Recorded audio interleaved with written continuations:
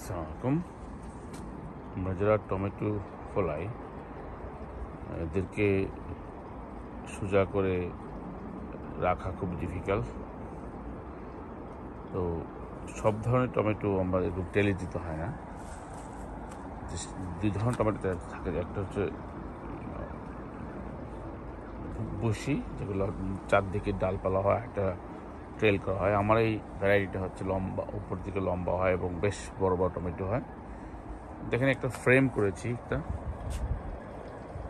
এই ফ্রেমটা মধ্যে আমি প্রায় 5-6টা টমেটো গাছ এই খুব সিম্পলভাবে সুতা দিয়ে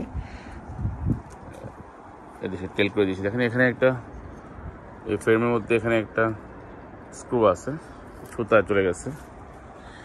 ফ্রেমটাকে আরেকটু স্টেবল করার জন্য মধ্যখানে একটা কাট দিয়েছি। দেওয়ার পর এই সুতাটা গাছের গোড়া এভাবে বেঁধে দিয়েছি। তারপর গাছটা যত বড় হবে এভাবে আস্তে আস্তে আমি পেঁচে দেব সুন্দরভাবে। ঠিক প্রতিটা গাছ এভাবে উঠবে।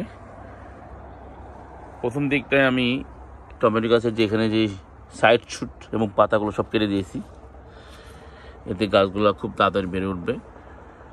এবং এই ছোটো ছোটো যে সাইড শুটগুলো থাকবে এগুলো পিঞ্চ করে দেবে এখন, যাতে গাছ উপরের দিকে নজর দেয়।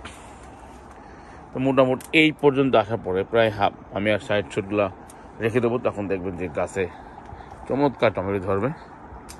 এই মুহূর্তে টমেটোর যেহেতু ফুল চলে আসছে, তাই টমেটো ফিড দেওয়া খুব জরুরি।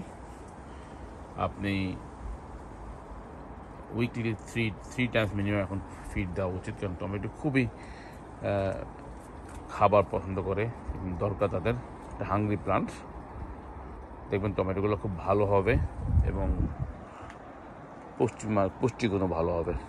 এই হলো টমেটোর ছোট্ট একটা আপডেট। আশা করি আপনাদের উপকার আসবে। আমি এখানটাও একই অবস্থা করেছি। দেখেন এখানে মোট 3টা ফ্রেম আছে টমেটোর জন্য।